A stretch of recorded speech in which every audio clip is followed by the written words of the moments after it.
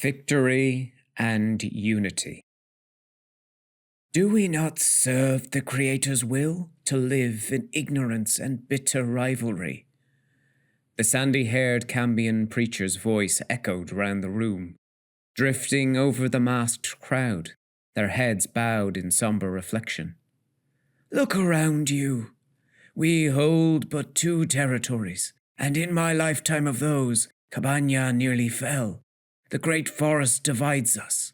The people of the mountain spurn us. Who knows when the Druge will next try their hand across the path of the eye?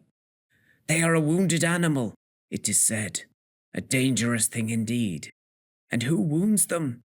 The Cassinian Empire. At the mention of the Empire, the room filled with a susurrus.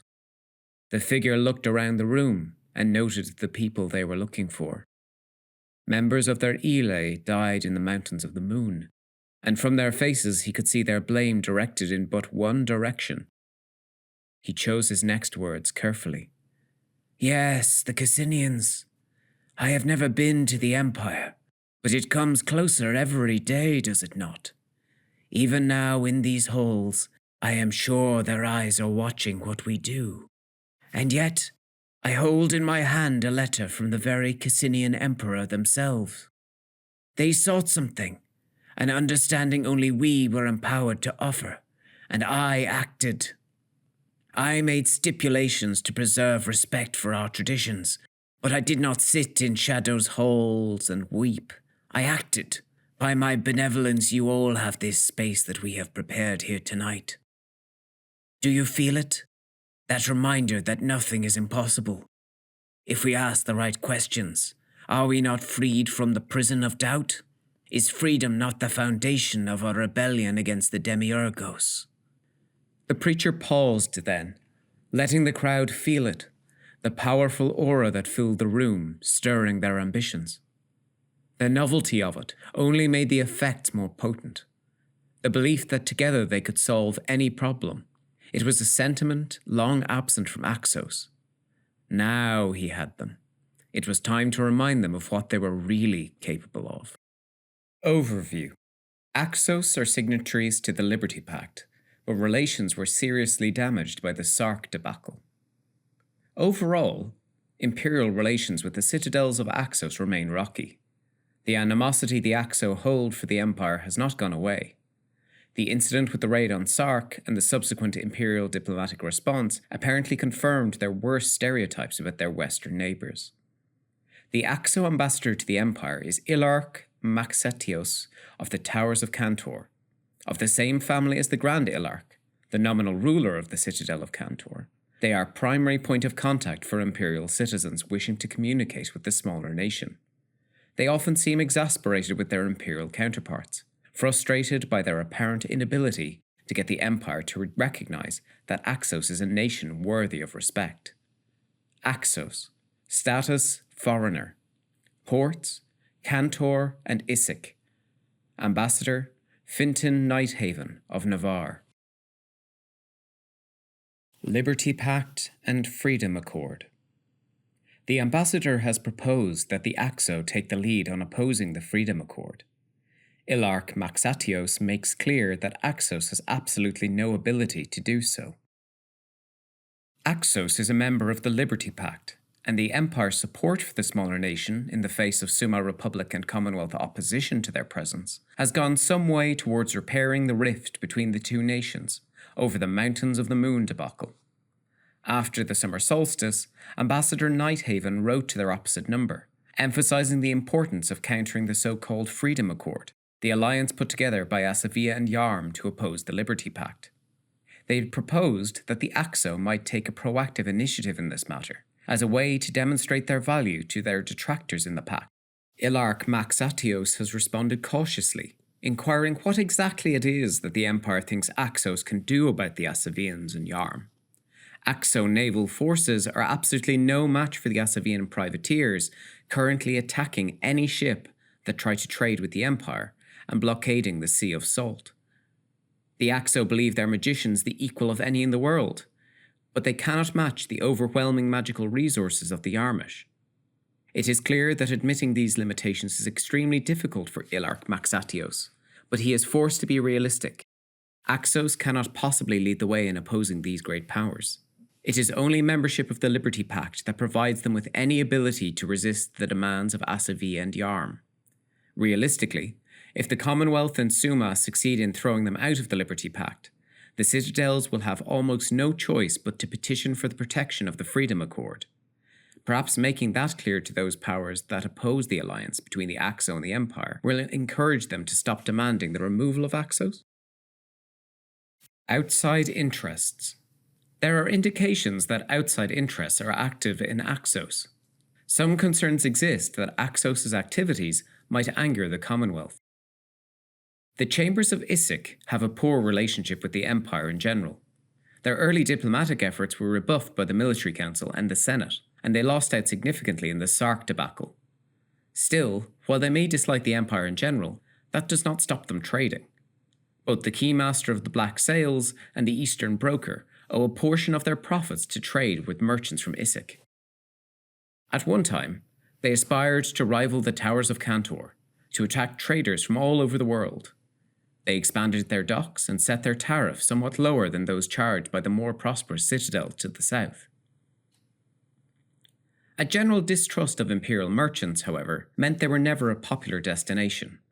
When the Axo joined the Liberty Pact, it brought an end to a short-lived alliance with the Grendel, who retaliated by attacking and partially destroying the expanded docks, dashing Isik's hopes of becoming a major international trade hub. Reports have reached the Empire that this may no longer be the case. A missive from a messenger visiting Isik speaks of works beginning on a major refitting of their docks. Not just additional quays, but large new warehouses, and the foundations of a small fortification designed to protect the harbour from raiders. The Observer reports a rumour that there has been a significant investment in Isik's docks from a faction outside the nation. At the same time, a chance comment from a visiting Axo scholar leads to rumour of a significant construction being undertaken at the halls of Maycop. Normally, such a thing would be of only casual interest, but the story says that the construction is being partially financed and magically supported by a small coven of magicians from the Principalities of Yarm. It is perfectly legal to trade with Yarm under the principles of the pact, but if the Axo were foolish enough to violate the terms of the pact by importing slaves, that would reflect badly on the Empire given their staunch defence of their smaller neighbour during the recent disagreements with the Suma and the Commonwealth. While that is unlikely, if it is true that Yarm and Axos are cooperating, that is likely to anger the Commonwealth, who are at war with the Principalities of Yarm. The Commonwealth and the Suma have been clear that they see Axos as being within the Empire's sphere of influence. But they are unlikely to be circumspect forever. The ambassador, or the ambassadors to other world powers, could investigate further, but if there is something underhand going on here, it is doubtful Ilark Maxatios would be candid about it. Worse, unless a query is couched very carefully, it might offend the notoriously prickly diplomat, as the Empire appears, yet again, to be questioning Axo sovereignty. The Regario Alternative. The Regario dossier agents in Axos could be mobilized to create a short report on the situation there. This opportunity will require the Master to provide 9 thrones to Agent Nepenthe.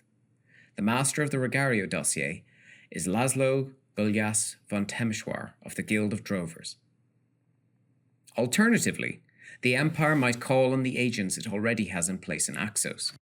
The Regario dossier maintains agents in many nations.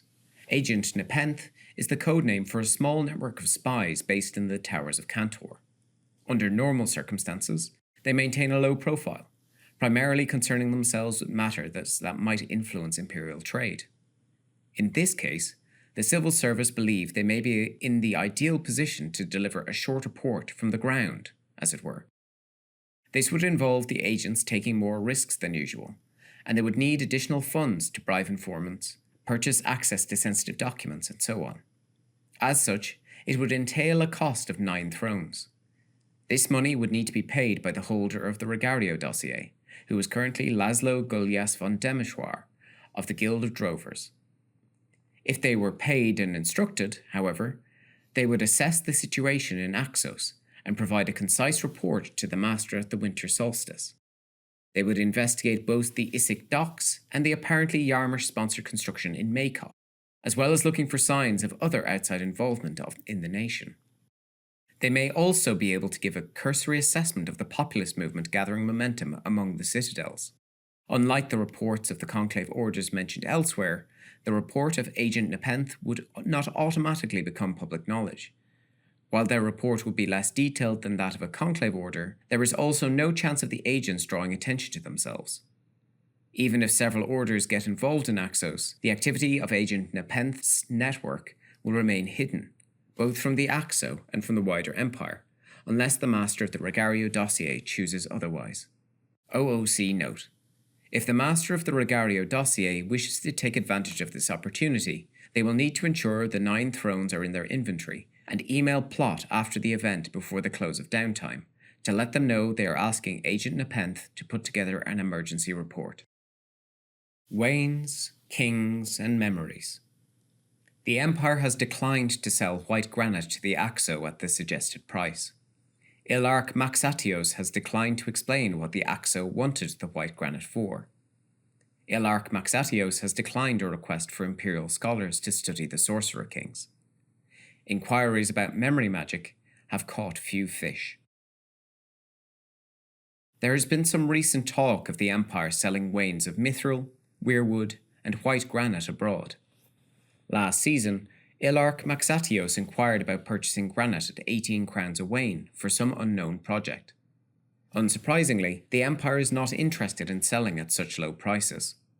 The ambassador has suggested that there might be more interest if the Axo were prepared to explain why they have such a sudden pressing need for white granite. But Ilarch Maxatios has declined to provide that information, as he has declined to increase the offer. It seems clear that we cannot afford to buy from the Empire, he writes in his letter, so we will have to look elsewhere. It would still be possible for private citizens to contact the Ilarch to arrange the trade should they wish to do so, but it looks very unlikely that the Axo will get the granite they need from the Empire. According to their own legends, Axos was founded by magicians of consummate power, known as the Sorcerer Kings, who also built the citadels that bear their names. Ambassador Nighthaven has expressed interest in learning more about their history, and especially how they allegedly transcend mortality, and asked if it might be possible to purchase information about these figures, or to send a member of the Department of Historical Research or Lepideian Library to visit the libraries and compile their own report on the matter. The request has been respectfully declined. There appears to be little interest in such an arrangement in Axos. It is clear that while relations remain poor, such requests are unlikely to be given much time. Leontes the Scribe, the Imperial Archivist, has confirmed that there's no actual requirement to get Axo support for research into the Sorcerer Kings. The department could gather what information it can find from Imperial writings, but such work would be limited in scope without Axo approval. Finally, the ambassador also inquired about Axo magical practices with regard to memory magic. There has been an increased interest in such matters in the Empire of late, possibly due to certain peculiar effects surrounding the ritual cast off the chain of memory. Ilarch Maxatios confirms that there are Axo that make a study of such things, practitioners of night magic, mostly associated with the halls of Maycop. Their practice is by no means equivalent to the necromantia, but like most Axo sorcerers, they take counsel from the spirits of the dead when working their magic. Ilarch Maxatios has let it be known that there is interest in such matters in the Empire, but can promise nothing. Axo scholars are scarcely more biddable than Imperial scholars. However, it appears that the matter has caught the eye of at least one Axo. The creature Finton calls a Perion of the Emporium Pneumonia is apparently known to some. The ambassador refuses to be drawn on details, but has told those Axos who are interested in such things that they should visit the Empire themselves if they wish to know more, and suggested they speak with the Imperial ambassador if they do. Problematic Priest.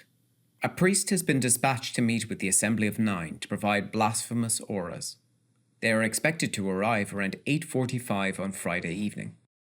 Last season, Ilarch Kyther Deanera offered to arrange a visit of a priest who would share certain spiritual auras associated with the malign spiritual presence of peace with the Assembly of Nine, in return for a significant amount of liao and a letter from the throne. Both were provided by Ambassador Nighthaven following the summer solstice. While they clearly have only a little interest in the matter themselves, Ilark Maxatios has passed on the message that an emissary is being sent to Anvil during the autumn equinox to provide the promised auras. Sophia Anacharsis is a student of Theodosia of Ipotavo, and apparently an enthusiastic proponent of her ideals. Sophia intends to arrive at 8:45 on the Friday evening of the equinox. The expectation is that Ambassador Finton can meet her and bring her to the meeting of the Assembly of Nine that takes place around that time. She will apparently be bringing enough liao that she can perform a hallow for each member of the Assembly, though apparently she does not expect everyone present to take up the offer. Sophia will also have the details of the oath that is the final part of the arrangement. The oath will include a solemn commitment that the cardinals actively wear the hallowed items for a year, as laid out by Ilark Kyther when they made this arrangement. Times change. A populist movement is gaining momentum in Axo politics. And speaking of Ilark Kyther Deianira, Imperial citizens know that dealing with the Axo is always tricky. It is complicated by the fact that they are traditionally a divided and proud people, whose attempts to present a reasonably united front belie a seething mass of politics, both between and within the 5 citadels. Each citadel is effectively an independent city-state, with their own concerns and interests. In recent months, however, a movement has emerged in Axos that challenges this state of affairs, and the Ilark appears to be at the centre of it. The ambitions of Kyther Deianira. Popular demagogue Kyther Deianira continues their rise to power in Axos. They have been making great use of a letter from Emperor Vesna, seemingly endorsing their achievements. A political maverick, Ilark Kyther Deianira, who uses he, him, and they, them pronouns, seems likely to be the next Grand Ilark of the Tunnels of Kaban, despite belonging to a family whose connection to the Sorcerer Kings is known to be very weak. Much of the money that funded the rebuilding of Kaban came from the trade of luxury narcotics to the rich pleasure seekers of Anvil. Kyther's involvement in this operation has given them a reputation for ruthless but fair leadership. This sense of Ilark Kyther as someone who can operate as a serious leader on the world stage has been amplified by a personal letter from Emperor Vesna. The missive is widely used as a political prop by the charismatic Ilark, as evidence that the Axo can punch above their weight on the world stage. The Empire would like to thank Ilark Kyther Deianira for their goodwill in assisting the Assembly of Nine conducting theological research on the nature of understanding. The Emperor would also like to take this opportunity to thank Kyther for personally attending her coronation and presenting a gift on behalf of the Council of Grand Ilarks. He truly conducted himself as one of their peers. Letter to Kyther Deianira, Emperor Vesna. As savvy politician, Kyther presents himself not as a supplicant to the Empire, but as a scrappy underdog who seizes every opportunity and makes the most of it. Following his lead, he claims, the Axo can increase their status and regain the prowess of their ancestors. They can once again become the Nikitis Axo. In a worrying echo of Empress Vesna themselves, he calls for the citadels of Axos to unify in power, leadership, and strength, so that they, together, can drive the Creator's evil from the world. When he points out that Axos is threatened by great military powers, people listen, and it is clear that they do not solely mean the Druge. Unless we work together, runs his increasingly popular message, then we will surely die apart. The message is by no means universally popular, but it is attracting attention in all the citadels of Axos. Understanding and unity. Kyther Deianira's rise is supported by generous use of Imperial Liao. As well as a letter from the throne, Kyther has received a significant amount of Liao in exchange for the theological assistance they offered to the Assembly of Nine. Liao is not easily available in Axos, and Kyther's ability to gift hallowed items, grant anointings, and order consecrations has both smoothed their relations with the great and the good of Axos society and helped sway the everyday people of the citadels. Many of these auras are provided by the theological scholar Theodosia of Ipotavo and her sect. Theodosia is no stranger to Anvil, and is a close ally of Kyther. She and her followers primarily use the auras of wisdom and vigilance, as well as unfamiliar auras that may be manifestations of the blasphemous false virtue of peace. Speculation is rife as to where she and her fellow priests are getting the prodigious amount of Liao she is using. Even allowing for the generous donation to Ilark Kyther, Theodosia seems to have access to an unprecedented amount of the precious substance. Unconfirmed rumour suggests that an unknown imperial benefactor has provided Theodosia with another 100 or more Liao for her personal use, and the use she is putting that to is to try and influence the citadels of Axos to embrace Ilark Kyther's message of unity. Traditionally, the religious sects of Axos have been as splintered and argumentative as the citadels. There is no unified Axos synod, or even anything approaching an assembly. Indeed, the ability of Axo priests to influence their nation is quite limited.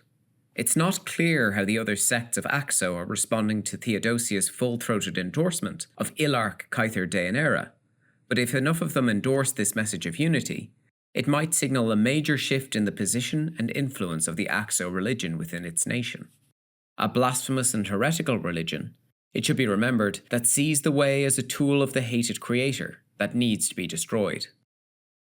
With apparently limitless amounts of Liao to draw on, rather than the much more expensive bone dust Axo priests are traditionally forced to use, it seems Theodosia of Ipatavo is effectively enacting a powerful mandate to move the hearts and minds of her entire nation.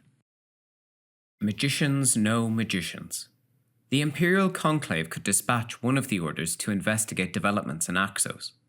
The Shuttered Lantern are in the best position to uncover what is going on, and whether it poses a threat to Imperial interests. The Celestial Arch could be dispatched to focus on the political aspects of the movements. If more than one order is sent, their efforts will be counterproductive and may lead to a diplomatic incident. It isn't entirely clear what exactly is going on in Axos at the moment. While Ilark Kyther and Theodosia of Ipatavo are clearly being listened to, it's hard to say what it might mean for the Empire. Most of what Imperial citizens know about this political movement comes from the few merchants that visit the port of Cantor. It has been some years since Imperial merchants bothered to visit the docks of ill-starred and unwelcoming Issyk. The ambassador could, of course, make inquiries of their opposite number in Axos, but it might be more effective to take direct action. The Shuttered Lantern Conclave Order exists to utilize magic in the detection and monitoring of threats, whether subtle or obvious, internal or external. A declaration of concord could be used to encourage Imperial magicians from the Order to take the trip to Axos to investigate the situation there. As usual, this would require the commitment of 20 crystal mana from the font, if the Conclave agreed to support the declaration. Imperial visitors are common enough in the citadels that their presence is likely to go unremarked. It's doubtful Axos will even know they are there. These magicians would investigate the political situation in Axos, with particular emphasis on the influence of Kyther Deianera and Theodosia of Ipatavo. With that information, the Empire would be in a much better position to determine if the movement represents a threat to their interests or not. The initial report would be provided to the Grand Master of the Order at the winter solstice, but its findings would become more common knowledge by the spring equinox at least.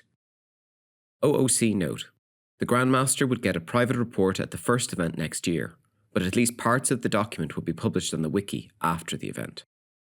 Alternatively, the Celestial Arch might ask for their order to travel to Axos.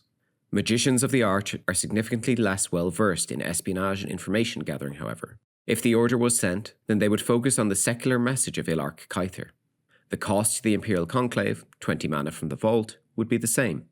If the Sevenfold Path were not focused on spreading the way in the Asavean archipelago, then they would have been able to gain information with the focus on the preaching of Theodosia and her allies. There is one limitation. Only a single order can be constructively sent to Axos to investigate the matter there. If more than one order gets involved, the sudden influx of Imperial magicians asking questions will become apparent to the Axo, and to Ilark Maxatios. If this happens, it's unlikely anyone will be able to find out anything useful, and it will likely result in a diplomatic incident of some kind. The Saloka Project. An Axo movement to reclaim the cursed and haunted ruins of the citadel of Saloka is underway.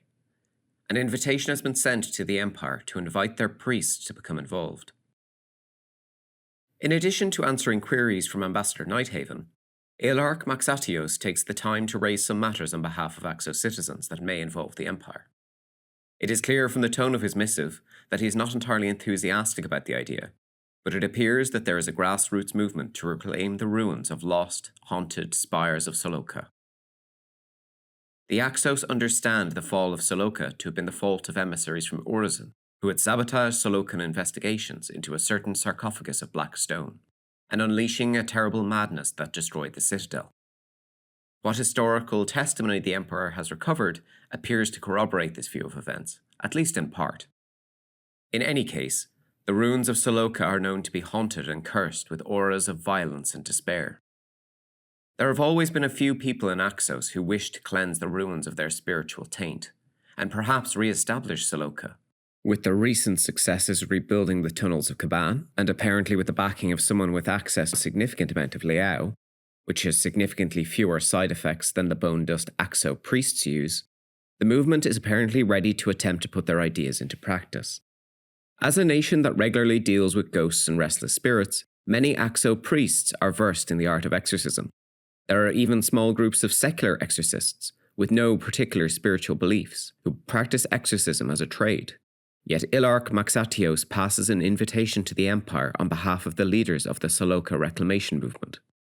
If they wish to do so, Imperial priests are welcome to participate in the exorcism of Saloka to make amends for their alleged role in the destruction of the citadel. The ambassador cannot simply instruct priests to go to Axos. Whether this invitation is taken up would be a matter for the Imperial Synod. A suitably worded statement of principle that achieved a greater majority would likely be sufficient to enthuse Imperial priests about the scheme, provided it were raised in the General Assembly or in the Assembly of the Way. Other assemblies may raise judgments in support of the project, but without a greater majority from one of these two assemblies, the civil service projects that the project is likely to founder before it gains much momentum. Any resulting mandate is likely to require a large amount of Liao, not because it would be hard to persuade Imperial priests and exorcists to take up arms against the dead, but because of the amount of exorcism, insight, and indeed consecration, given the reported presence of malign location auras in the ruins likely to be involved. The report about Saloka by Isla Sweetwater paints a grim picture of the locale. While on the surface, this might appear a uniformly good thing, taking part in this project might prove politically fraught. The priests of the Way and those of Axos fundamentally disagree on almost everything. Those Axo participating will certainly include those dedicated to malign spiritual presences. Focusing on the matter at hand will likely avoid any confrontation, but it would also represent cooperation with blasphemers and heretics. More to the point, Imperial involvement might well be taken as confirming the Axo view that the Empire was behind the destruction of the citadel in the first place, and the role of the Urizen in any statements or mandates would prove particularly sensitive. The civil service cautioned that time is limited to assist in this project. Any statement will need to be raised at the autumn equinox is a mandate to be prepared for winter. Otherwise, the opportunity will be lost.